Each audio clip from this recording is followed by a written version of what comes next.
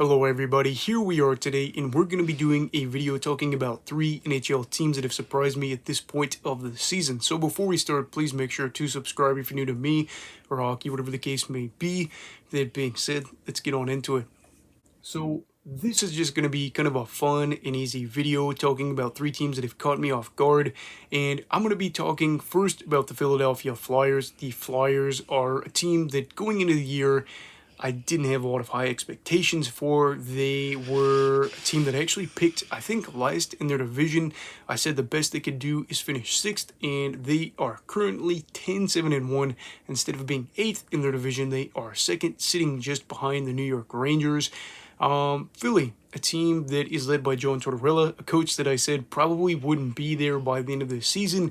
Instead, in a situation where they're on a 5-game win streak. In that 5 games, they have some very impressive wins over the Anaheim Ducks. They have a win over the Carolina Hurricanes, Los Angeles Kings, Vegas Golden Knights, and the Blue Jackets. Now, I'm going to be honest here, I don't necessarily focus as much on Anaheim and Columbus. Maybe I do focus a little bit more on Anaheim with how they were able to have that early start to the year. But wins over the Kings, wins over the Hurricanes, wins over the Vegas Golden Knights, obviously pretty impressive there. That is going to be good at building off what they've been able to do here. And for the Flyers, it probably as an organization themselves understood they weren't a lock for playoff contention. That would be really good for them, as they've not been able to make the playoffs in recent memory, and they weren't too far removed from being a team that was on the verge of maybe appearing in the 3rd round. That was the season that it was called the 3rd round instead of the conference final. So I totally get that, and I'm kind of hoping that maybe they can continue to build off this a little bit, and instead of having to trade guys away that they view as valuable, they could keep and say, maybe we can just kind of stand pat, not make any crazy big trades, but just kind of let the young guys develop, let the old guys continue to produce at a good rate, and then maybe, just maybe, make the postseason. The Washington Capitals are another team that I wanted to talk about. Again, another Metro team. They are currently 9-4-2, sitting 3rd in the division just behind Philadelphia. And this is a team that, again, like Philly, is on a win streak. They have 4 wins in a row.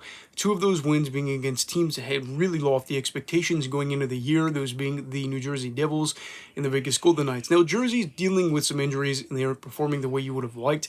But still, my expectations going into the season for the Capitals was not to be contending for 3rd place in the division, but to be towards the bottom of the division. I've said for a while now, they are one of the oldest teams in the NHL. They have a lot of really old players on the roster, and they were some key guys, some core guys that they were expected to kind of have to carry the load.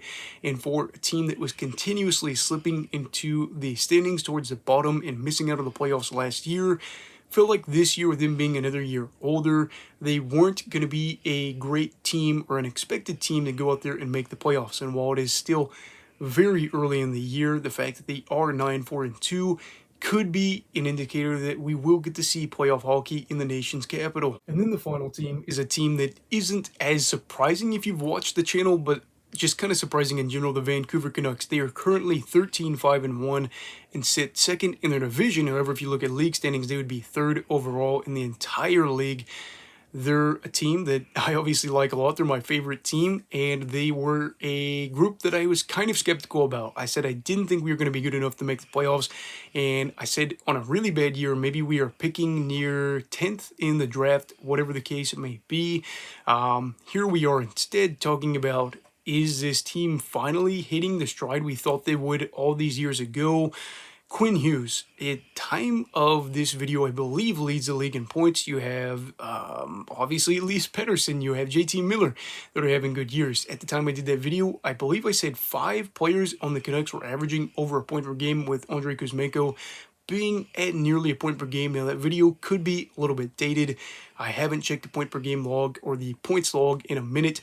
Either way, for a team that didn't have high expectations and a lot of talk about Elias Pettersson's contract going into the year, this certainly feels like a totally different Vancouver side than what it did even during training camp.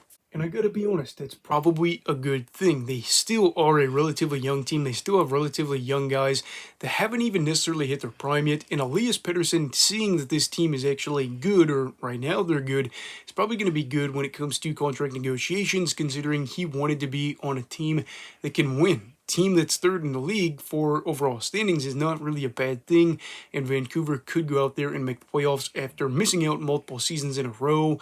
Guys like Brock Besser, maybe they don't get traded. It is all looking really good, especially considering when the season started off, Connor Garland wanted a trade. Not the case right now, or at least I'm saying that things seem to be a lot better than what they did before, and these are just some of the three teams that I think have really blown me away. Now, all in all, does it really mean anything in the grand scheme of the things that the season is about a quarter of the way done and these teams are outperforming what their expectations were? Not really. Again, for Vancouver, I said that their underlying numbers didn't look particularly great, and they have had a few losses recently that you would say, man, that is really disheartening. However, at the same time, this does feel very fun to talk about. It feels more fun to be optimistic instead of saying the numbers tell you this like I normally do. Looking at Vancouver, I can tell you as a fan, I don't care what the numbers say for underlying stats as long as they make the playoffs. If they make the playoffs, I guess you should say. Is it the most healthy, realistic, long-term plan? Probably not. However, I'm in that spot right now where I just want to make the postseason and get to watch them play playoff hockey again. The very first year that I had this channel, they did make the playoffs. Since then, it's been nada. As for the Flyers, they're a team that had expectations to make the playoffs for a bit there, kind of subsided a little bit, and Philly fans have been angry. But no, they're in a spot right now, too, where they're talking about, are we going to make the playoffs? Still too early to tell, but who knows? Washington, kind of that same situation where they really expected to be in the playoffs year in and year out, and they were kind of saying, is this the end where we're only looking forward to watching Alex Ovechkin play and try to break the goal record? Mind you, he's been struggling at scoring goals recently.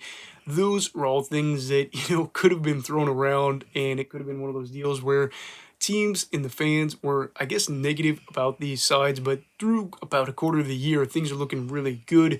I am hoping that all three of these teams can kind of continue the momentum a little bit, Vancouver especially, but if Philly and Washington continued on the pace they're on right now, with them being in the same division, they would actually meet in the playoffs, which would just be really ironic because you'd have two teams you didn't expect to make the postseason in the same division in the same matchup in the first round, meaning one of those two teams that weren't really expected to be there at the start of this season are going on to the second round. Who would I take in that matchup right now?